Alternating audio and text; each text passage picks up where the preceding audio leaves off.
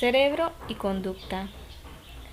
Mucho se ha hablado y se conoce acerca de nuestra conducta y qué relación tenía con el cerebro.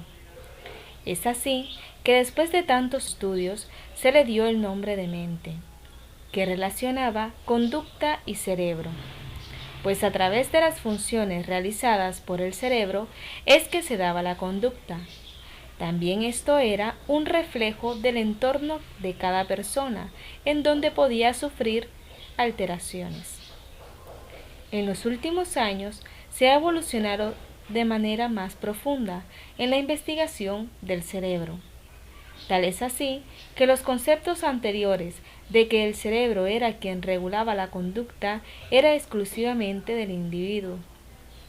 Es así que surgió la neurociencia, que explicaba las funciones del sistema nervioso.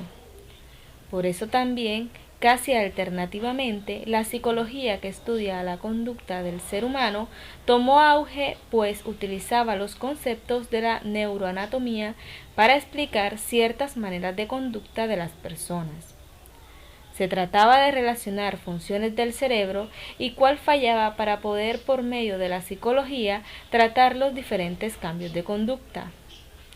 También se decía que el cerebro estaba dividido por partes y las diferentes prominencias eran las que indicaban determinada función. Pero esto quedó desechado después de tantos experimentos, en los cuales varias áreas del cerebro correspondían a una sola función, dejando de lado que cada bulto del cerebro era un polo de desarrollo de alguna área específica como movimiento. Las regiones del encéfalo están especializadas en diferentes funciones.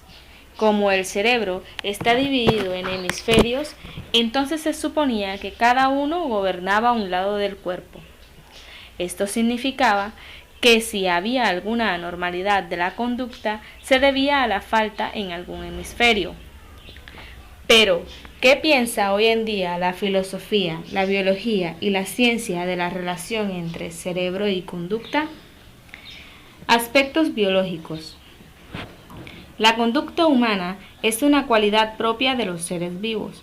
Se trata de una operación vital, gracias a la cual se desenvuelven activamente en su medio.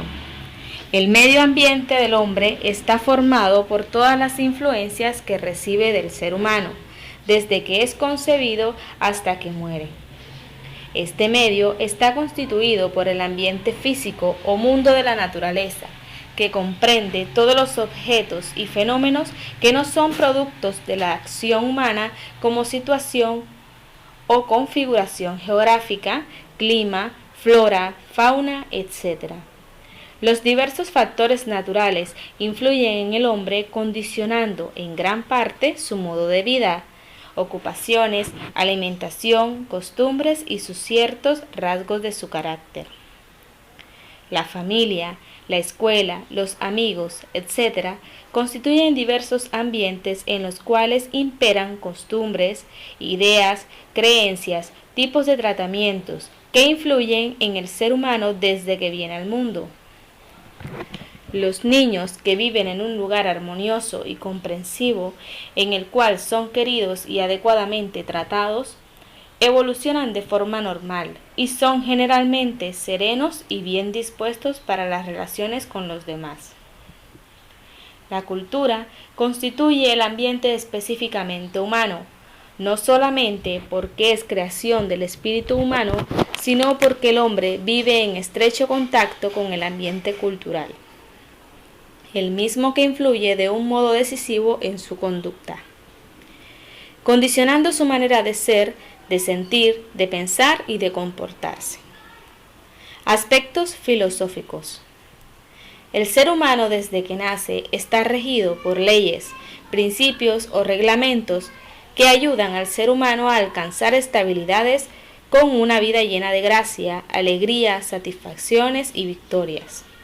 Realmente la mayordomía y el autogobierno son principios esenciales en la vida del ser humano, ya que si lo aplicamos consideraremos que lo más importante del ser humano es que cada uno procure mejorar su propio yo.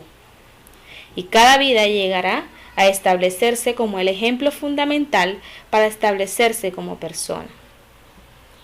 La ética engloba un concepto muy amplio, pero su objetivo fundamental radica en accionar el deber ser de las cosas, dejando así nuestros prejuicios personales y enfocándonos en lo que es correcto.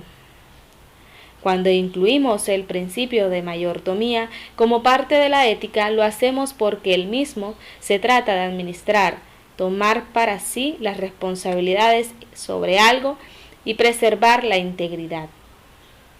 Igual que el autogobierno, significa tener dominio propio y autoridad sobre las cosas, dejando así enmarcado un desafío para la filosofía, la ciencia y la prudencia. La ética, conjuntamente con la estética, constituyen el fundamento de la axiología, o ciencia de los valores. Se define la ética como una disciplina de la filosofía que estudia el deber ser del comportamiento humano. La ética se ocupa de normar lo que los individuos deben hacer en su interacción. Es decir, indica qué es lo bueno y lo malo de las acciones humanas.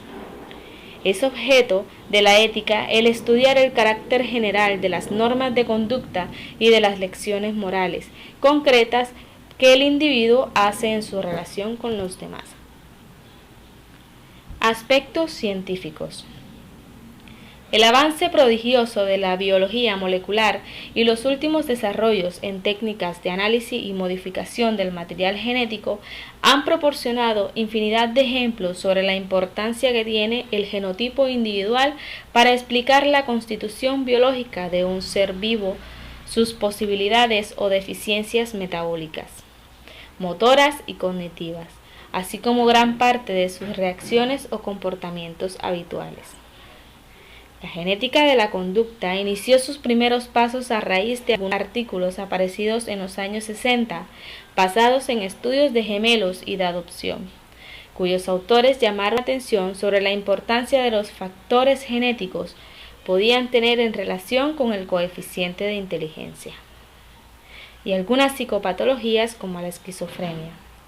Pero la genética de la conducta comenzó a ser centro de atención de las ciencias sociales y del comportamiento a raíz de la polémica furibunda suscitada en 1969 por un extenso y elaborado artículo de Arthur Jensen, donde sugería que las diferencias en el coeficiente intelectual medio entre negros y blancos podían ser debidas en parte a diferencias genéticas.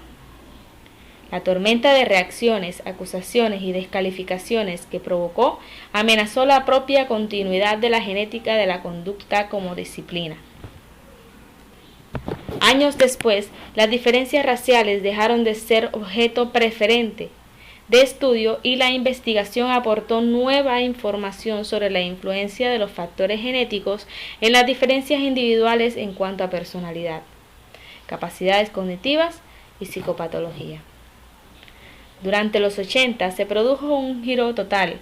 La antipatía hacia la genética de la conducta humana se transformó en aceptación. Una encuesta de 1987 entre unos 1.000 científicos y educadores indicaban que la mayoría había aceptado un papel significativo de la herencia en los niveles de coeficientes intelectuales, una de las áreas tradicionalmente más controvertidas. El cambio se debió en parte a una convergencia amplia de resultados que indicaban una influencia evidente de lo hereditario en la conducta humana. Desde finales de los 80 hasta hoy, el caudal de información genética aumenta exponencialmente gracias al trabajo coordinado de miles de científicos en iniciativas, como el Proyecto Genoma Humano y otros muchos proyectos en biomedicina.